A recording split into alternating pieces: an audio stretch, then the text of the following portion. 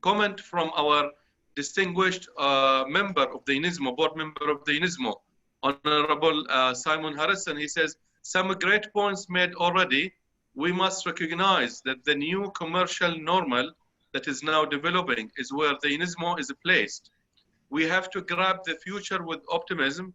SMEs in Australia and region are now rapidly moving out of the period of mere survival and now looking at how to advantage the new developing world order. Thank you, Simon. And if you allow me to go to the question, I think, show me the questions. Okay, so I think our member, Mr. Ahmed Al Bin Khalil, has a question. He's granted permission to speak. So Ahmed, please go ahead. Assalamu alaikum wa rahmatullah. Can you hear me? First of all, thank you very much for this opportunity which you have given me to participate in your seminar. And I have some recommendation which I have wrote last night. I was working on them.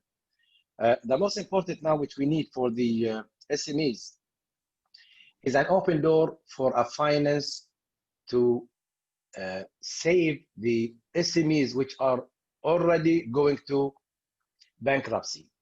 This is the most important now need. I understand our government here in Bahrain, I don't know about the other countries, they may have made some support, but now by the pandemic, which is very coincident that after the election of America, the vaccine just came out.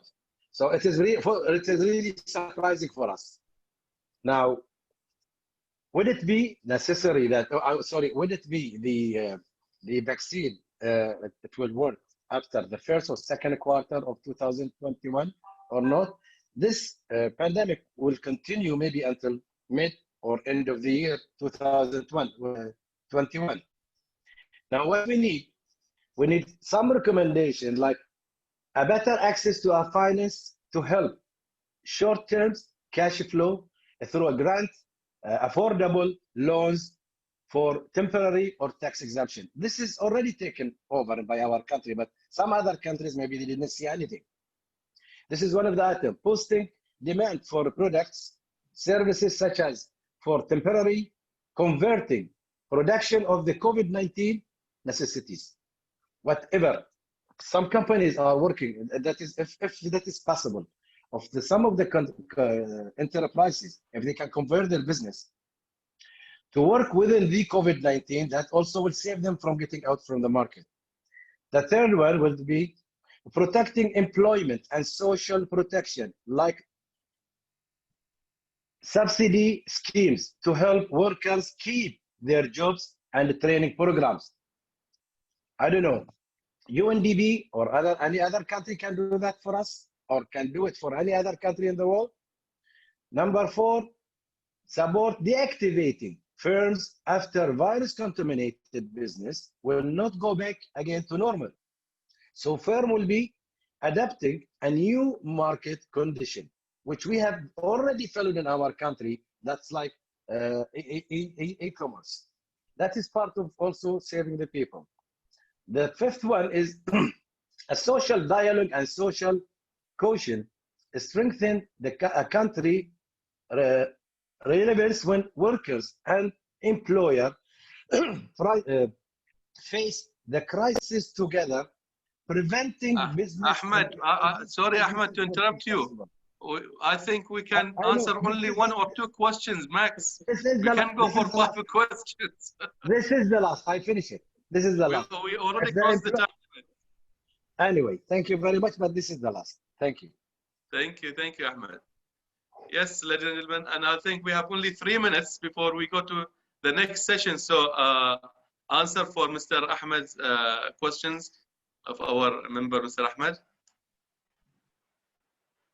Maybe you get the floor to Stefano again.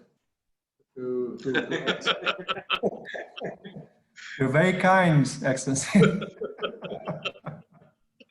No, thank you very much. Jokes aside, these are great points. These are great questions raised.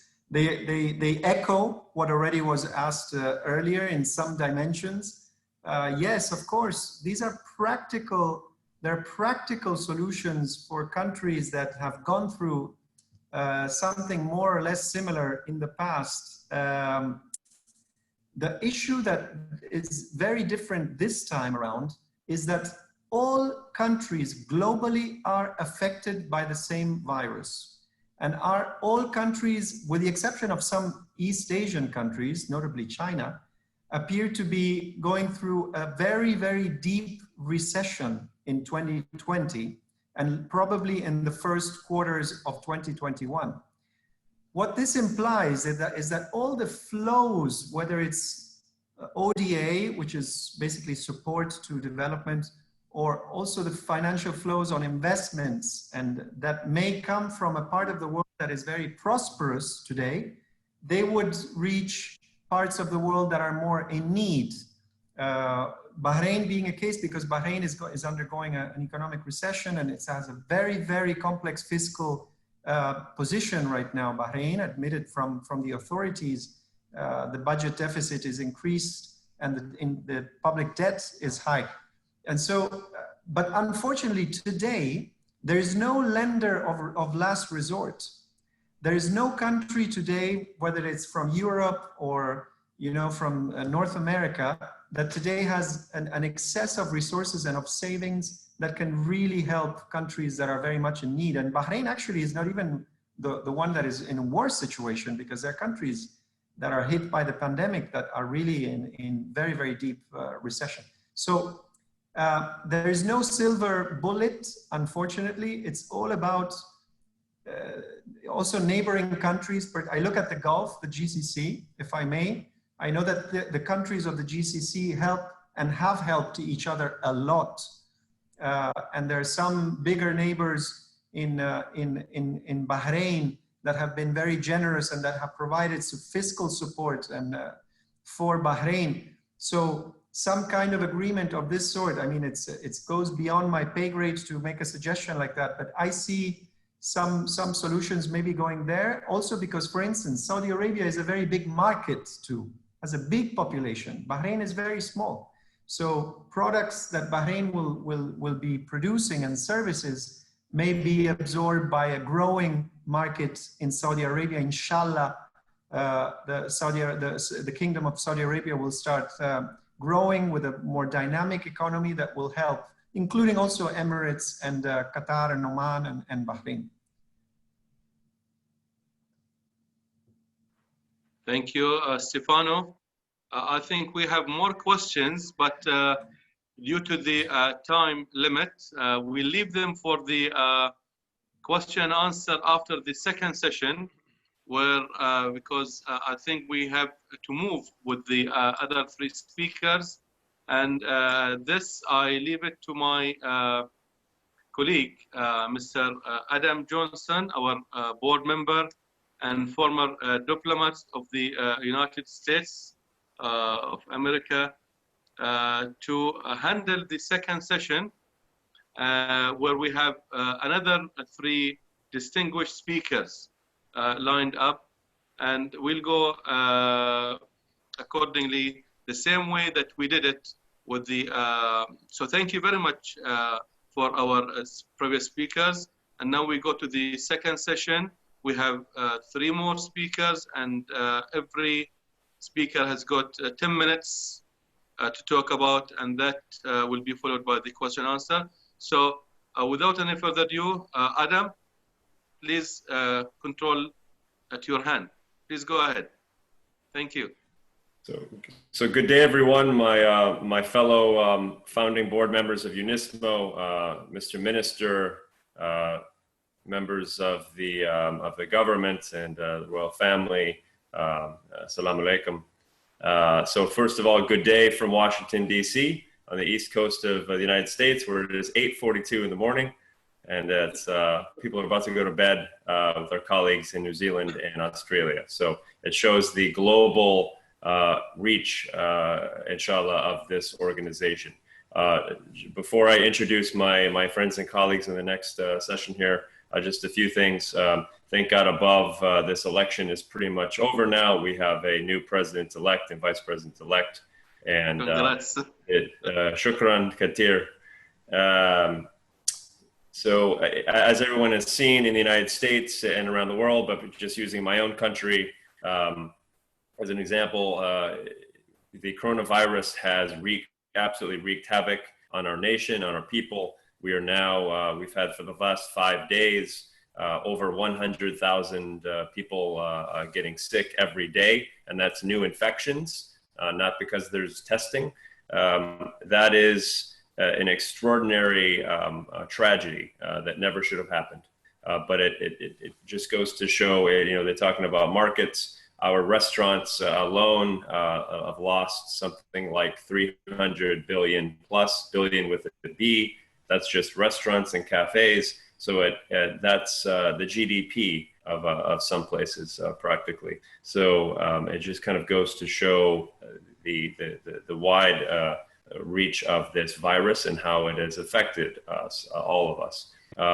So two major takeaways, and I just want to get right into my colleagues on the next section. One, takeaways would be social entrepreneurship and focusing on the 17 Sustainable Development Goals. It is all of our responsibility as members of government and former members of government, as entrepreneurs, and certainly a major focus of us within UNISMO to, God willing, work to address these and find together, collectively, hopefully all of us and those that are involved, and maybe those will meet solutions as possible. So without further ado, I wanted to introduce the second session. My friend and colleague, Dr. Alon Reed, who is a serial entrepreneur like myself, a professor at the New Jersey Institute of Technology in Newark, New Jersey. And thank you very much for being with us. And Doctor, the floor is yours. Yes, thank you. Thank you for having me here. This is really informative. I'm learning a lot from all the panelists and the speakers. So thank you once again for having me as a panelist and just giving me an opportunity to learn and kind of share my thoughts. So I'm an entrepreneur. There's a number of things that I invest my time into. However, today I would like to speak from a perspective as a teacher, right, and as an educator, because I think the students, as someone mentioned earlier, these millennials are really going to drive businesses in the very near future.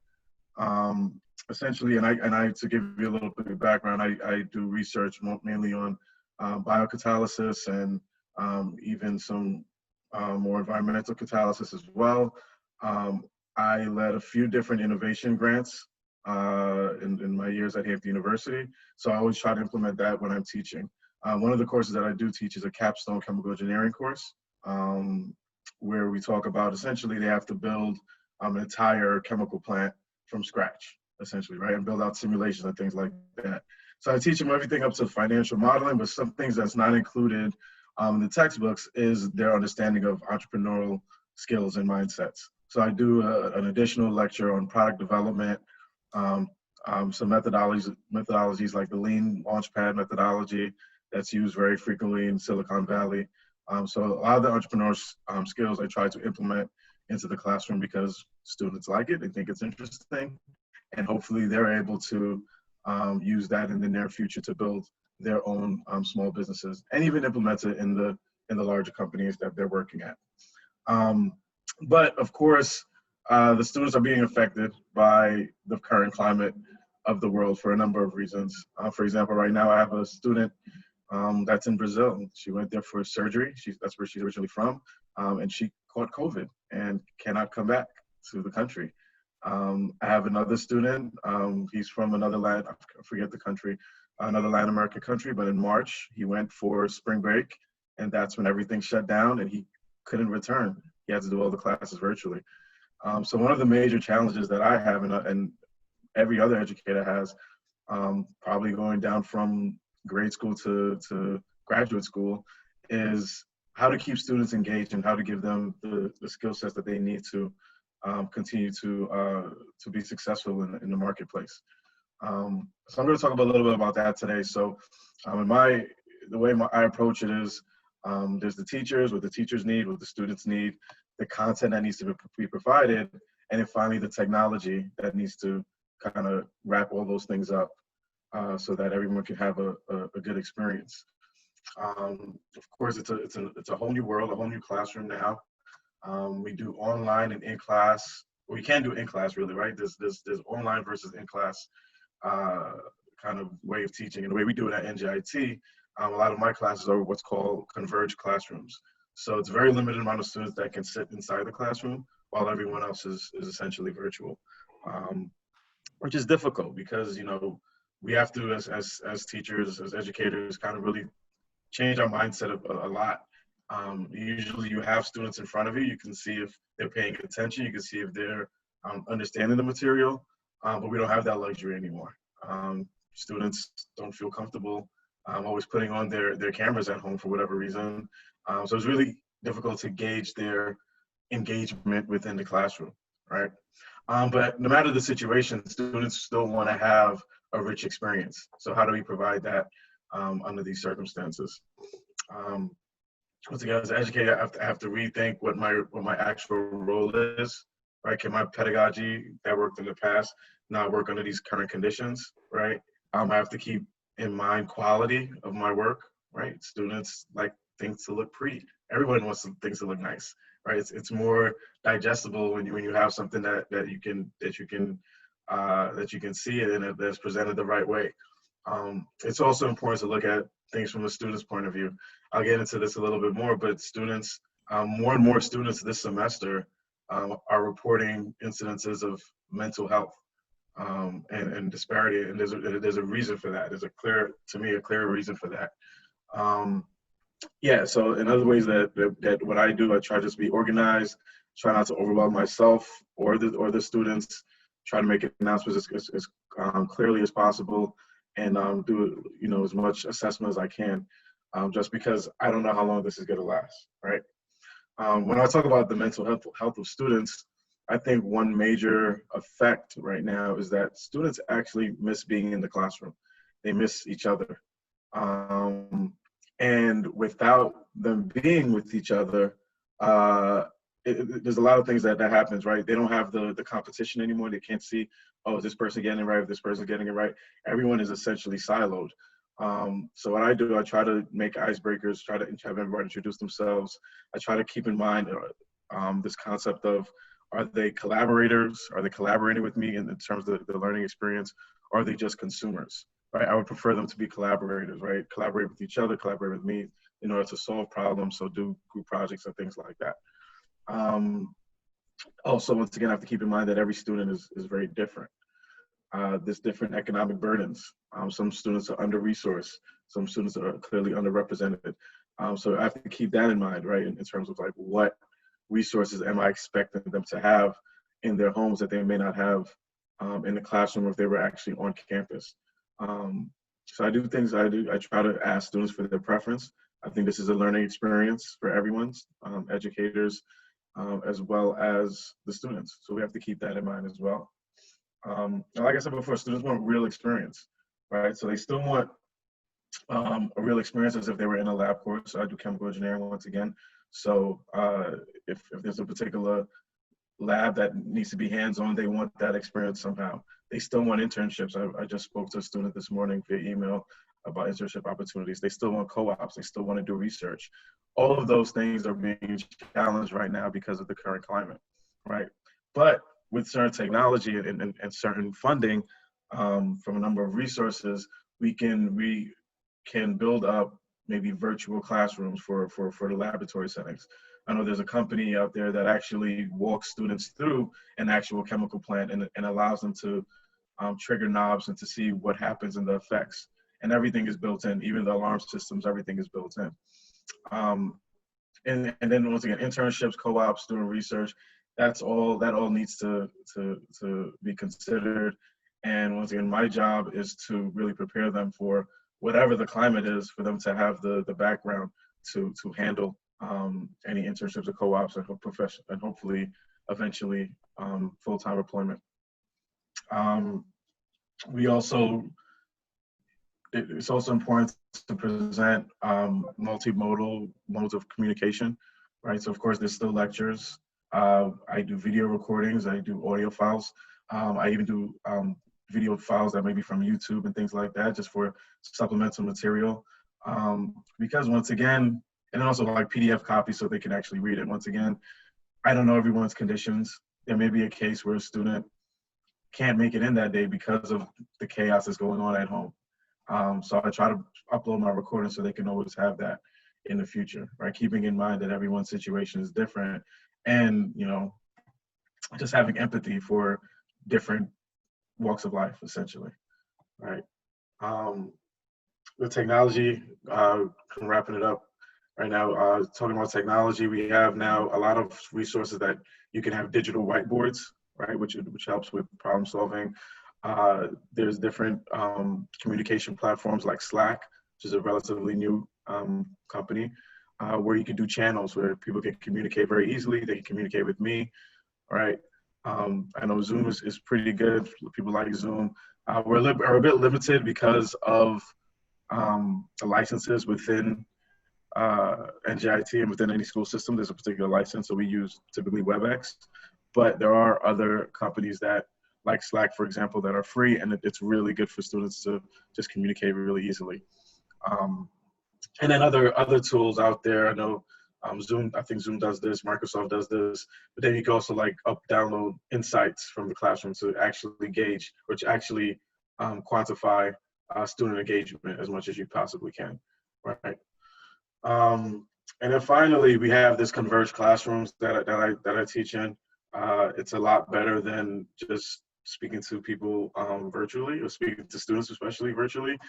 There's a certain amount of energy that if I'm standing up and I have my hands waving and things like that, those physical gestures, essentially, what I found is that it energizes the students a little bit more versus me just like speaking to them in this type of format. So with all that said, I kind of know what I need as a teacher, and I work with what I have. But universities, you know, really need help financially to get all these things together to really train, you know, the future SMEs and entrepreneurs throughout the world. Even once again, as someone mentioned earlier, when they go to these big companies, a lot of companies are looking for an entrepreneurial mindset. So I know the students need assistance with, you know, technology platforms, the way the content is delivered to them, and hopefully, you know, they come out of here with a pretty decent experience. That's it. Thank you very much, Dr. Reed. Nolans might really appreciate it. So we'll go next to my friend and colleague in Lagos, Nigeria. It's Dr. Efenye Yuba. Efenye is a former trade banker with Keystone, a quite sizable multinational bank, is a serial entrepreneur as well, like Nolan and myself, and has also written a few best-selling books about leadership, about entrepreneurship, social good enterprises. So without further ado, I want to introduce Efenye Yuba from Lagos, Nigeria. The stage is yours.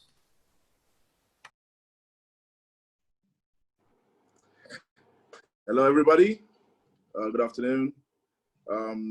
First of all, I'd like to say hello. Special thanks to His Excellency Abdunabi Aishala, the chairman of UNISMO, Dr. Abu Hassan Aldairi, and my very good friend, my longtime friend, Mr. Adam Johnson, all the UNISMO leadership and staff for putting this program together. Thank you very much.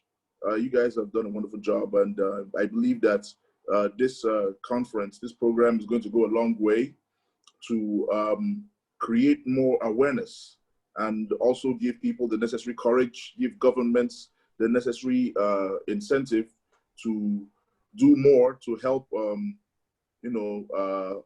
facilitate the fight against the COVID-19 through, through commerce, because commerce is a very powerful weapon. If it's wielded right, it's a very powerful weapon in the fight against, the pandemic that is ravaging the world right now.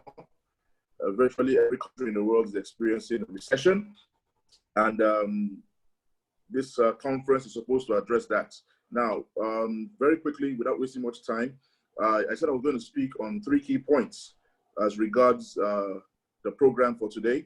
One of the questions, or one of the responses I wish to give today is to the question, what are you doing successfully as an entrepreneur and as a businessman during the pandemic? The second question is what are some perspectives that you have gained and best practices that you have mastered and or lessons that you have learned for your own business and for the business of others? And then finally, what government leaders in the United States, in Nigeria, and other nations in the western part of the globe should know to take action on to improve now and for the months and years to come. Now, these are very powerful subjects. These are very powerful questions. And unfortunately, a program such as this, a 2-hour conference, a 2-hour seminar, will not be able to exhaust, the answers to these questions. But in our own little way, we will try to do something. Now, first of all, as an entrepreneur, what I have discovered from the month of March up until now is the importance of service, online service, being able to provide solutions online for your customers, for your clients, for stakeholders. I have been able to seek out customers online, provide them with solutions that encourage, safety practices that encourage social distancing. For example, international trade, of which I was head of a department for international trade and documents in my bank before I left to become a consultant. There is a certain amount of physical contact that is required for physical trade, but since the COVID-19 pandemic became a reality, one of the things that I have been able to convince my customers, my clients to do is allow me package solutions for them, import and export solutions, letters of credit, bills of exchange, bank guarantees, and other products, other instruments that will allow them to carry out their business across borders without having to risk physical contact with the customers, with their banking representatives, with the officers of the customs service in my country, with the port authorities. Because if you package a transaction properly, you may not have to leave your office. You can actually make payments. You can receive documents, deploy your documents, and arrange for your goods, to be cleared from the ports and delivered to you in complete safety. So that's one of the things that we have been able to do during the the lockdown and then the subsequent relaxation of the lockdown. We have been, of course, the previous speaker spoke about solutions, gathering solutions like Zoom and other, other applications. We conduct our trainings. We have trained several staff, new entries and senior staff for companies using online platform solutions without having to, gather in the classroom and sit down, for hours and expose ourselves to the virus. Those are things that we have been able to do as entrepreneurs. Now, some of the perspectives that I have gained as an entrepreneur, I discovered that people are afraid. People are afraid to invest in businesses. People are afraid to invest their time and their resources and materials in the wake of the COVID-19 pandemic because when it started a little bit like a joke. Not many people took it serious, but unfortunately, with the weeks, as the weeks turned into months, we saw that it was a reality and it affected the world economically. And just like His Excellency said at the beginning of his opening address, he said SMEs constitute over 98% of global businesses. So you can imagine how much damage the global economy, the global GDP has suffered. Now, SMEs are the highest employers of labor, and they are the highest contributors to the global GDP. So small businesses, small enterprises have been the hardest economically socially, financially, they've been the hardest hit.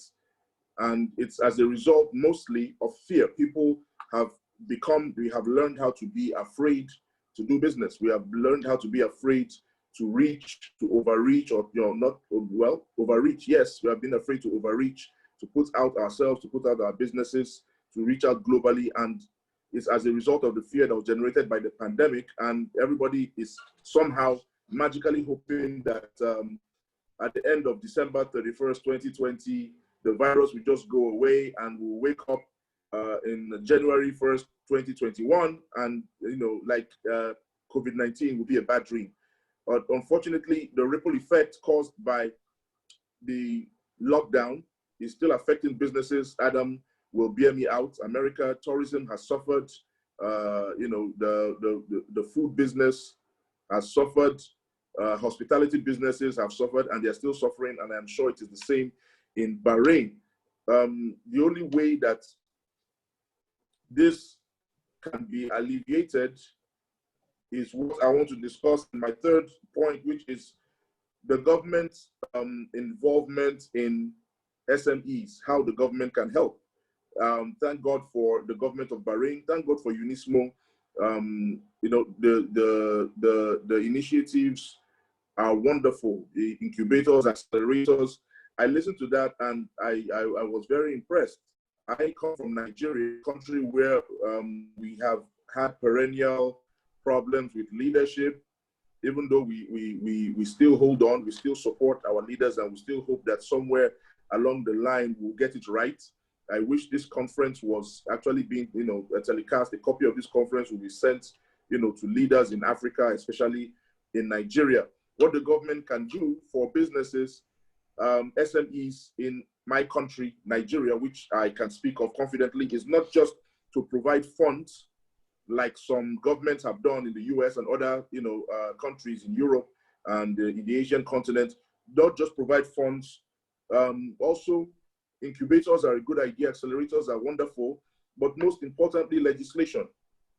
Legislation that protect and assist SMEs. Legislation that remove barriers to investments. That remove restrictions on imports and exports, because we are heavily import dependent, and also we are export dependent as a nation. So the government can help by removing these restrictions, and also the legislation that will allow for SMEs to access loans from commercial banks and from microfinance banks easier. Okay, the multinationals are the ones, they have been able to bounce. A lot of them have been able to bounce back. Some of them have taken advantage of the situation in the world today, and they have adjusted accordingly. But SMEs are finding it difficult to adjust because we are facing the same roadblocks that we have been facing before the pandemic hit the world. So this is one thing that governments can do, and I'll be very happy if UNISMO would also reach out to the government in Nigeria, make some kind of recommendation, present them some kind of paper, let them know that this is how important SMEs are, to the economy, and this is what we are doing to help SMEs grow, and we would encourage you guys to do the same. Thank God for the vaccine. There are reports that it has been tested with over 90% success. Very soon, there will be a vaccine against the virus, and we hope that the world will soon come back, will soon return itself to a level of productivity and freedom of movement, freedom of association. But this is the hope. This is just a hope. Right now, things that can be done, practical things that can be done. Like I said, as an entrepreneur, go out and do more. Okay, think global. People say think global, but for you to think global, you have to lead the local. You have to lead your local market. You have to lead them in innovations. You have to lead them in communication. You have to lead them in being able to take a chance and reach out, beyond your immediate vicinity, beyond your immediate region. That is what true global thinking is. So I would invite any entrepreneur that is a part of this session, that is listening right now, to please think beyond what you can get in terms of funding right now. Look at how you can leverage on current technologies to boost your business. Think about how you can create solutions, ways that you can reach your customers and service them without having to have physical contact with them, because that is a sore point for a lot of potential clients. So these are the things that I have been able to figure out as an entrepreneur from the West African region, from Nigeria specifically.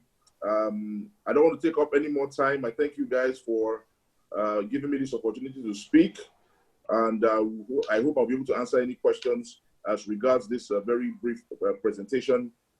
Thank you very much.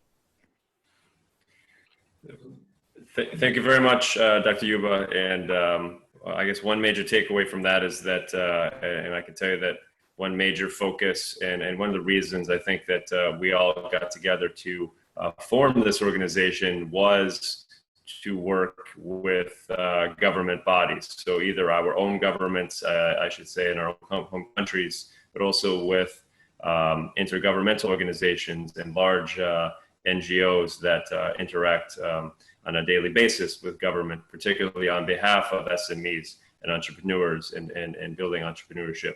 So thank you very much for that, Dr. Yuba. So a perfect segue, without further ado, I wanted to introduce Jorge Mendez from France. He is a senior economist focusing on SME and private sector development policies, and with the OECD.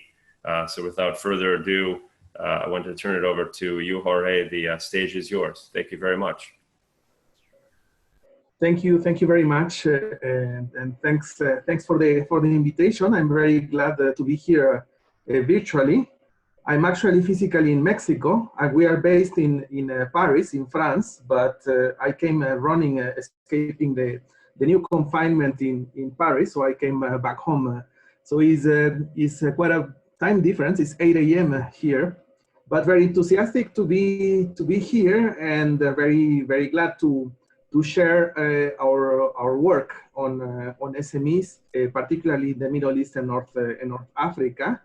I'm going to share my screen to show you a short presentation to help me structure the ideas. I think you can see it now. So this is work we are undertaking in the OECD under the MENA OECD Working Group on SMEs and Entrepreneurship Policy, which is a regional network of policy makers, SME agencies, ministries of economy in the MENA region, also private sector organizations and business development services providers, such as incubators, business development service centers. And the idea of this work is to assess the short and longer term implications of the current crisis in the, well, is the SME sector, but we call it the small business economy, also to comprise informal employment, informal entrepreneurs, the self-employed.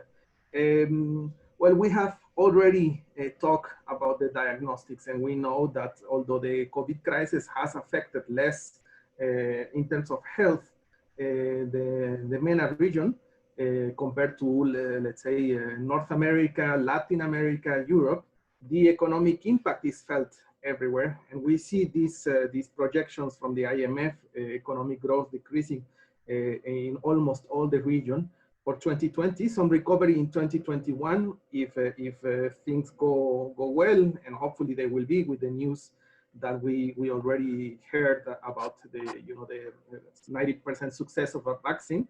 But still, this year the impact has been very hard in many economies. This is just one indicator, GDP, but there can be others. Now the focus of our analysis, we want to look at not only SMEs, which, as you know, are autonomous firms of a given size, also startups that are suffering in this crisis, because many startups are not even yet making any profit, but they are greatly affected. But we don't want to look only at the enterprises themselves, but we also want to look at the people behind them. So we use this definition by the ILO, of self-employment.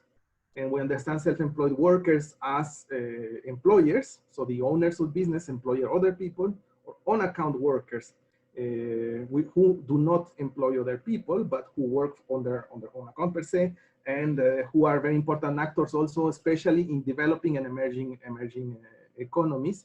The definition also includes contributing family workers and members of cooperatives, but let's say in our interest is mostly these players, the employers and on-account workers, the people behind the small businesses, or what we call the small business economy, to comprise SMEs and people.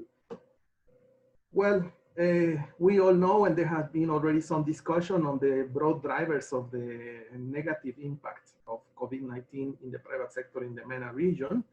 Well, some of the most important channels of impact are the containment measures taken by countries around the world, social distancing, the closing down of so-called non-essential businesses, many of them SMEs,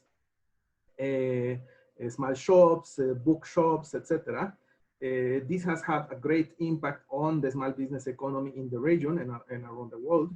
Also, very important for many countries, tourism interruption or tourism disruptions, given the high prevalence of SMEs in this very important sector, hospitality, restaurants, hotels, etc. And this, unfortunately, is a sector that is going to be affected for the few months to come, maybe the next couple of years. So this is going to be quite challenging for several small enterprises in this sector. Also, of course, relatively indirectly, production and prices of hydrocarbons, which have been depressed and which ultimately lead into lower remittances, for instance, from Gulf countries to the rest of the region, and disruptions to supply chains, of course, mostly during the times of confinement, where many factories closed, enterprises had difficulties in getting inputs. So these are broadly some of the main drivers. There are, of course, others, but these are, let's say, some of the most important drivers of the impact of this crisis in the small business economy.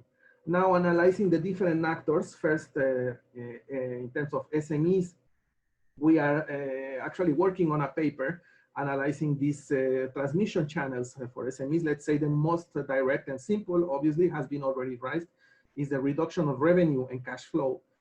As the economy is closed down, as there is economic uncertainty, there is a reduction in turnover. And this means that one has difficulty to pay their employees, to pay their taxes, to pay their rent, utilities.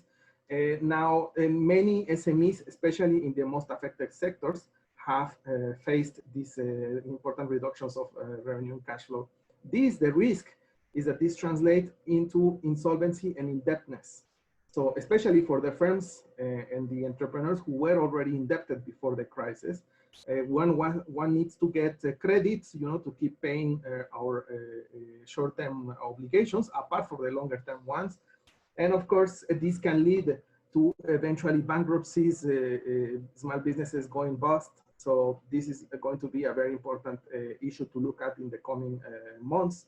Employment loss also, it's a very sad consequence of this crisis. Sometimes this employment loss is temporary during the shutdowns, the lockdowns, but in other cases, it can be a permanent employment loss. And this is worrisome given the important role of small businesses in employment in any country, particularly in emerging and developing countries.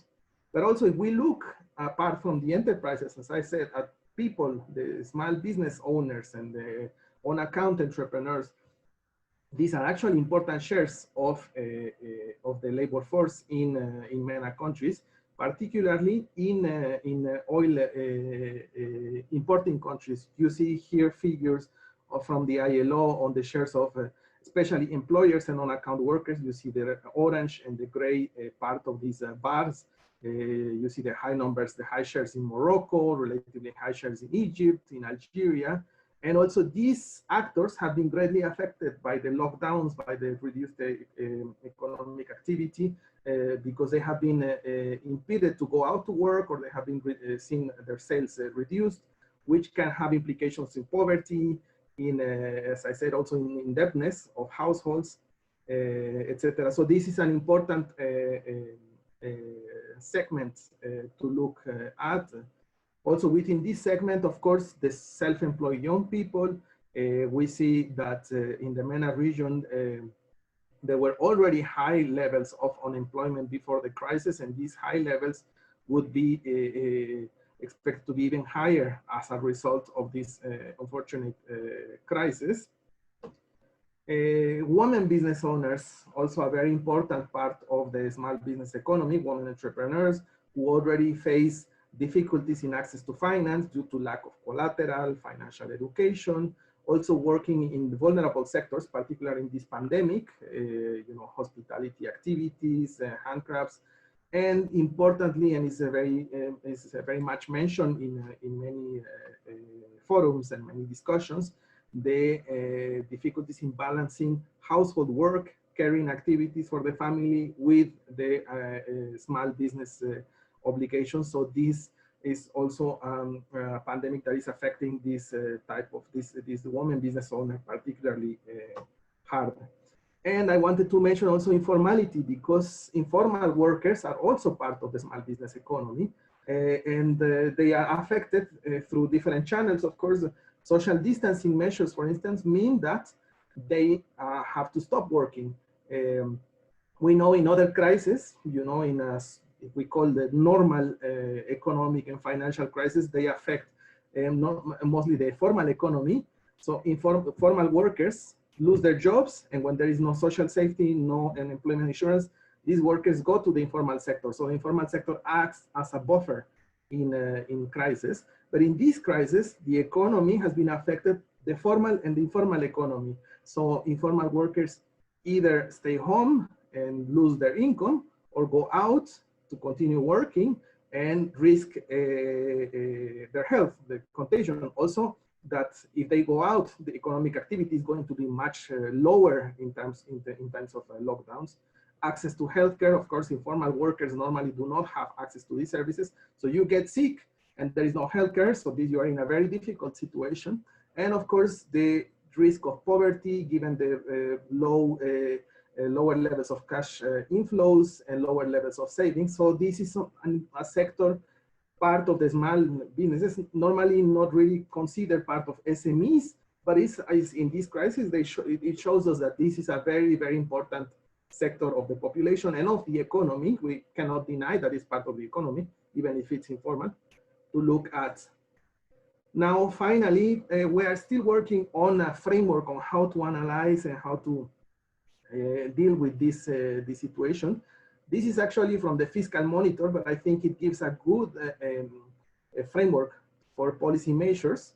It's divided in 3 stages: immediate support during lockdowns, where governments help businesses to keep employment, they help also through deferrals of payments, of taxes, of utilities, help to pay rents, etc. So this is kind of blanket subsidies for the small business economy. Then as economies reopen gradually, sometimes they close down again as they reopen, even at the local level. But these measures have to be adapted to keep help to those firms still facing difficulties. And here I can think of, for instance, of the tourism sector. Even when the economies are reopening, the tourism sector is affected because many times borders continue to be closed. Tourists do not want to travel for the time being. So this support has to be more targeted to the activities and entrepreneurs and people who continue to be affected. And of course, very importantly, they need to look into the longer term and work on the important structural reforms. In this case, for instance, supporting the digitalization of small businesses, digital payments, for instance, the use of digital tools to reach new customers when you have lost your customer base, to increase productivity, also entrepreneurship promotion to again regain these small enterprises that are going to be lost, small businesses that are unfortunately going to be lost during this crisis, skilling and reskilling, strengthening social safety systems, etc. So we are still working on this part of the framework, but I think this can be a good idea of the different stages that can frame the government actions. And so, well, this is basically what I have to say. As I said, we are still working on it. And next week we have a virtual meeting of our MENA OECD working group to kind of flesh up this, to reinforce, to think about, debate this framework and come up with more concrete and more suitable recommendations. Thank you very much.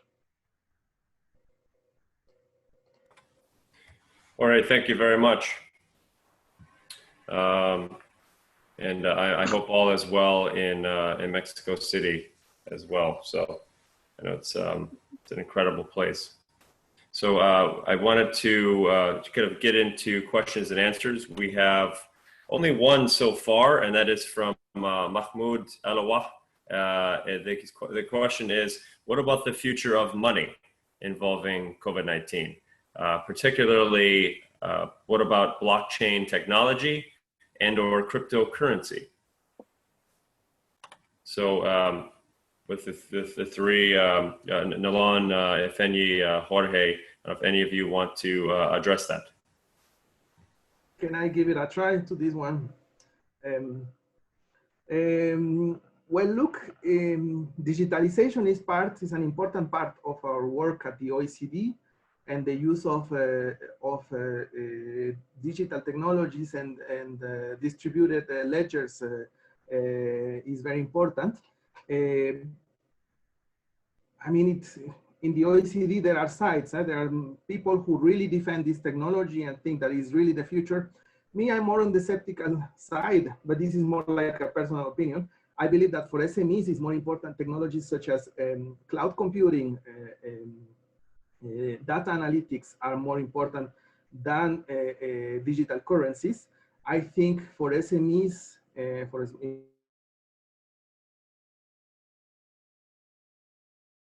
for instance, digital payments, which are not necessarily need to be backed by this type of technologies. I'm talking simply replacing cash payments by digital payments, and this is we see also, especially in emerging and developing countries, that the penetration of electronic payments, not I was saying digital payments, but I'm talking more about electronic payments, credit cards instead of cash use, is going to be maybe is more important that that blockchain or that other type of cryptocurrencies. But that's my.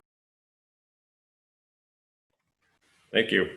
Nalon or Efenyi, do you have any points you wanted to add to that? Actually, I'm things you've inclined seen? to agree. Yeah, I'm inclined to agree with Mr. Mendez.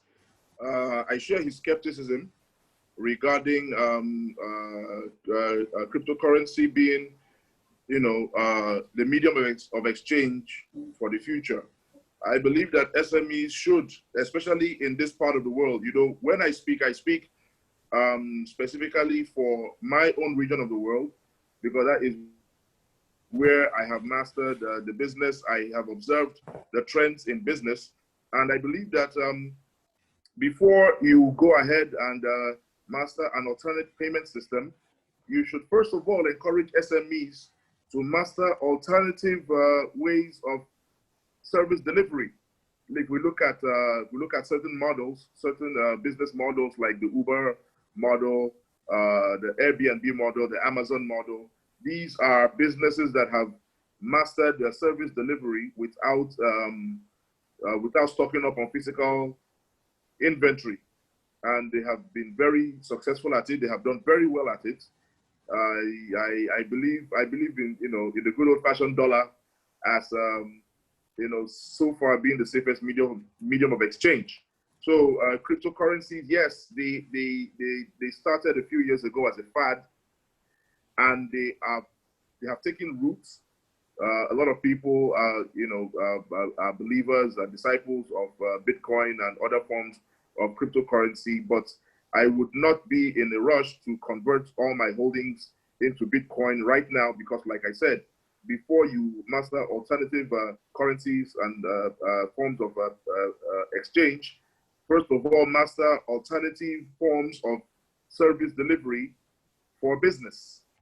And that is the challenge that is facing SMEs for the next decade or so, not just surviving, the ravages of the COVID-19 pandemic, but also being able to leverage on, blockchain technology, service delivery, and so on, before we say, oh, you know what, let us begin to receive and make payments in cryptocurrency. That's what I have to say about that. Thank you very much. Yeah, I agree with everything that was just said. I think right now cryptocurrency, it's too young, it's too volatile, in my opinion. And but there are certain like really good aspects of blockchain that should be implemented to small businesses. Absolutely. So yes to blockchain, no to cryptocurrency. Thank you. I do not see any other further questions. Dr. My friend Abdul Hassan, do you have anything you wanted to add? Yeah, I have a question, in fact. Please. For your colleagues. Thank you for excellent moderation for the session, Adam, and thanks to the speakers as well. The second wave, from commercial point of view, what sort of opportunities does it come up with? Thinking of the positive side, because I don't want to think of the negative side. The answer is known for that. But I'm thinking of the positive side for the entrepreneurs, for the shrewd entrepreneurs who are opportunistic. What would be the positive side and business opportunities lying behind the second wave of the pandemic, if any? May I take? May I attempt to answer your question, Dr. Abdul Hassan? Okay. The first wave came as a surprise. And because we were not prepared, the world was not prepared in any way for the pandemic, a lot of businesses suffered, a lot of economies suffered, a lot of countries suffered. Travel, tourism, hospitality, these are key businesses. In certain countries, these are the biggest businesses they have, and a lot of them suffered. Unfortunately, for us, a second wave is coming, and what we can do positively is let us double down on what we have been able to learn from the first wave, what we have been able to master, which was part of what I said in my presentation: service delivery without contact, being able to figure out solutions to your clients' different needs, different challenges, that enables them to take advantage of your services in the comfort of their offices and in their homes. And finally, I think the second wave is going to bring an increased amount of awareness. Now, social distancing is not just a form of punishment anymore. It is a requirement. Face masks, sanitizing, hand washing, staying at home. These are realities now. So I do not believe that the second wave is going to hit as hard economically and socially as the first wave did, because now we are no longer ignorant of what COVID-19 can do. We're no longer ignorant of the pandemic. If anything, we are going to try to strengthen our resolve and our processes as a community, as a global community, so that when the wave comes and goes, because if it's going to come, it's going to go.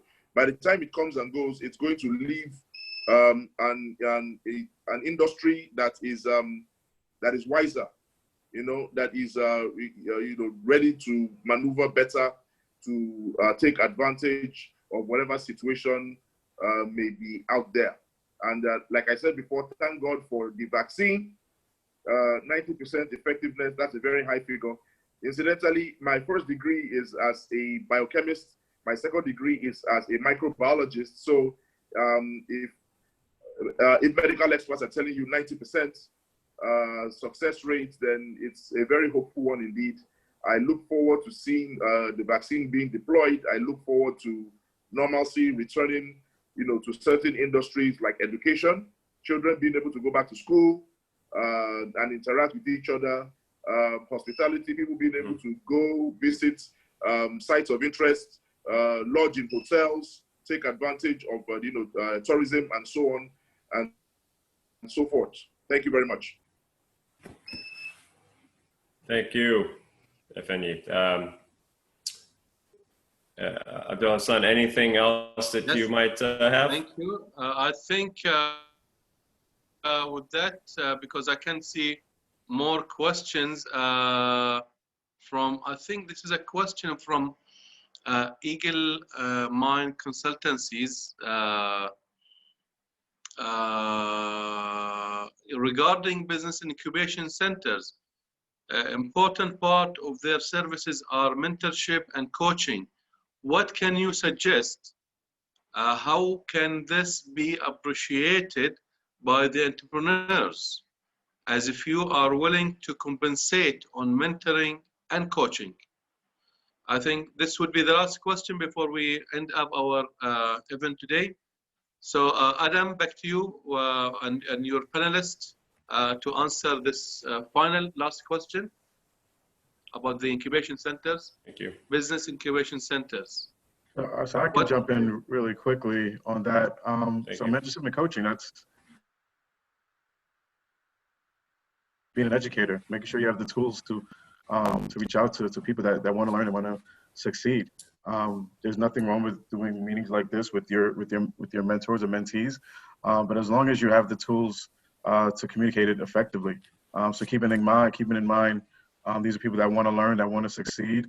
How do I communicate with them in the most efficient way, and then making sure that we have the technology to do that, the software technology and the resources to do that effectively. Absolutely, and because all of this is about and for the global community. That's what this is all about. That's why we are here, literally and figuratively. So thank you very much to all. I guess without further ado, I'd like to turn the floor back over to Mr. Minister Al-Shola to sort of bring all of this together. And the floor is yours, Your Excellency. Thank you very much. For the closing remarks. Yes, Your Excellency, Mr. Al-Shola, for the closing remarks. I think the sound. What's wrong with the voice? Is not there? Okay. Now it's okay. Okay, thank you. Now, once again, I would like to say that it was a very stimulating and thought-provoking and dynamic dialogue between people involved in this issue. We have heard comments and views and suggestions and shared experiences from areas like Mexico, Bahrain, America, and Switzerland, and where else also. France I see in front of me, but from Mexico. So we were able to share. Lagos and Nigeria as well. And Nigeria, of course. Yes. And we had a very detailed and knowledgeable review of the experience in MENA region that we have heard also. I think we should, as an organization with such a wealth of thoughts and ideas, how can we really convey all of this, as our role is to convey the thoughts of this sector to the decision makers and government officials concerned. I know that UNISMO is still do not have enough resources with us. We're just young, but I think we should do our best to ensure that all these efforts does not end here. and all these ideas which was presented and ideas and exchange of views should be communicated. This is the right time. Now we should do it and convey it to the right sectors, to the right decision makers. And it is not very difficult, even if we just send a record of the whole discussion through various channels to the government officials all over. And I think, as I understood, I would like, of course, to thank all the speakers, Stefano Pettinato and Christine Ingvik and Dr. Nelson Reed and Ifyani Uba and George Mendes for their contribution, both Abdul Hassan and Adam were very well moderated the whole 2 sessions together. As I understand from Mr. Oba that we should is looking forward to have a similar session in Nigeria, and I think we should think of, if I got it right, we should next time organize that and bring together to the Nigerian decision makers or people involved experiences from different parts of the world through a similar session. Probably Thank we you, sir. can, tomorrow we are going to have the board meeting of the UNISMO, and I think we should review that and discuss it and communicate with Dr. Oba to fix a time to do it. Thank you so much, sir. Thank you. We have reached our time and would like to thank you all. Thank you very much for that. Thank you very much, Your Excellency, for this closing remarks. Thank you all our distinguished speakers, participants, and all concerned with the SMEs. And as His Excellency just mentioned, that this recording of this very high-level event will be disseminated to all concerned and to all the international agencies and also the government officials concerned with the SMEs development. And before we leave you, after this 2 hours or even more than 2 hour session, we just want to signal regarding our next event or seminar, either before end of the year, with that we say Happy New Year, or by the beginning of the new year, 2021. And the topic would be about the new year, new hopes and new opportunities, the business outlook for the SMEs in 2021. With that, we come to the end. We thank you all, and we look forward to see you again. Thank you very much, and have a good day and good night for those on the eastern part of the world. Thank you all. Thank you all. Thank you. Take care. Thank you. Bye-bye. Thank you. Bye. Thank you very much. Mabruk. Thank you. Thank you, Mabruk.